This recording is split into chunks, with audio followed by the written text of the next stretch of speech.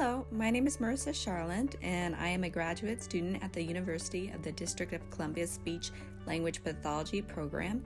Today, I am excited to provide information about stuttering, especially in the workplace, and what employers need to know when it comes to hiring a person who stutters.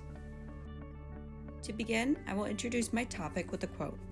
People who stutter should be honest and open with their employers about their speaking abilities and the areas in which they feel they can perform effectively. People who stutter can make extremely valuable contributions to the workplace. Unfortunately, the skills of people who stutter are often overlooked due to the misconceptions and negative stereotyping of stuttering, even though they may be the perfect fit for the job. In the next slide, we will go over common myths about stuttering that impact employers' decisions to hire a person who stutters. Some common myths about stuttering.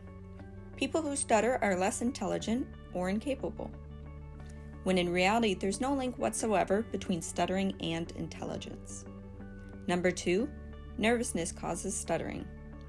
Nervousness does not cause stuttering, nor should we assume that people who stutter are prone to be nervous, fearful, anxious, or shy.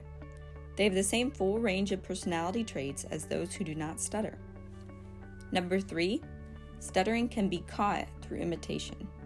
You can't catch stuttering. No one knows the exact causes of stuttering, but recent research indicates that family history, or genetics, neuromuscular development, and the child's environment, including family dynamics, all play a role in the onset of stuttering.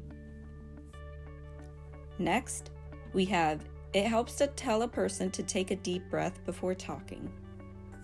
This advice only makes a person more self-conscious, making the stuttering worse. More helpful responses include listening patiently and modeling slow and clear speech yourself. Furthermore, we have stress causes stuttering. As mentioned above, many complex factors are involved. Stress is not the cause, but it certainly can aggravate stuttering. Lastly, we have not an effective communicator. Good communication involves more than just fluency. It includes good listening skills, the ability to empathize with people, being thoughtful and diplomatic, and having something valuable to say. A person who stutters may have these qualities, including valuable people skills gained through past work and life experiences. Next, we will go over how these misconceptions and negative stereotypes on stuttering can affect people who stutter. There are a variety of ways that misconceptions and negative stereotypes can impact the quality of life on people who stutter. One way is through employer opportunities. Employers are hesitant to employ a person who stutters due to stereotypes such as not being a good communicator and being incapable.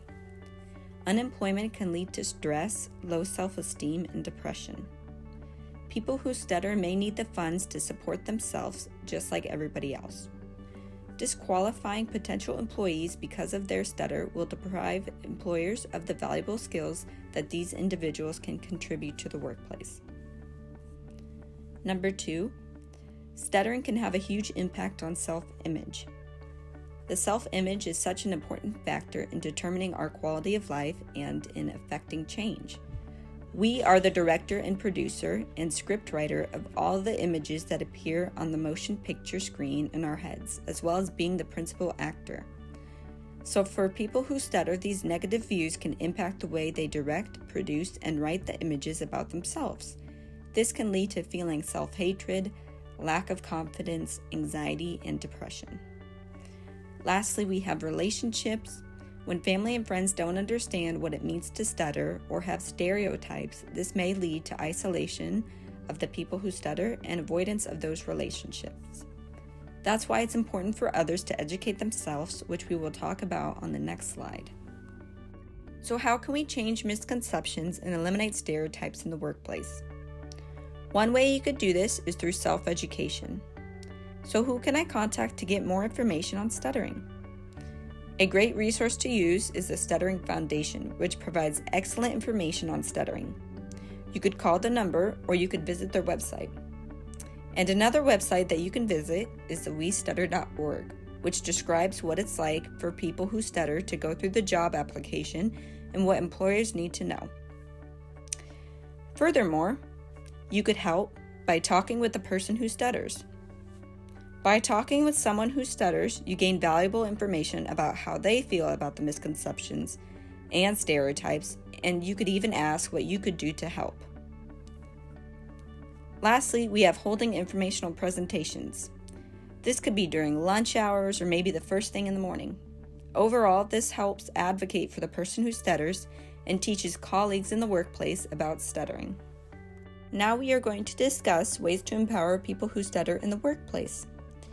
As the employer, there are several steps you can take to ensure that the environment is comfortable for the person who stutters. One way you could do this is through reasonable accommodations. When stuttering may actually prevent an employee from performing some speaking tasks, there are ways in which the employer can make a reasonable accommodation. For example, front office staff might be expected to take turns answering the phone when the receptionist is at lunch. A reasonable accommodation for this might be to relieve the person who stutters of this non-essential task, and instead have the person help with another task that doesn't require as much speaking. Secondly, we have listening attentively. This means waiting for the person to finish. Don't try to fill in words or complete sentences for them. We have focusing on what the person is saying, not how they're saying it. Next, speaking normally in a relaxed manner. And when another person is speaking, don't make remarks such as slow down, take a breath, or relax. Furthermore, maintaining natural eye contact even when the person is stuttering. We have handing out pamphlets to provide additional information for colleagues, and even letting the person who stutters educate colleagues. This concludes the presentation on stuttering, the workplace, and answers for employers. Thank you so much. For more information, you could visit the Stuttering Foundation website or the We Stutter website.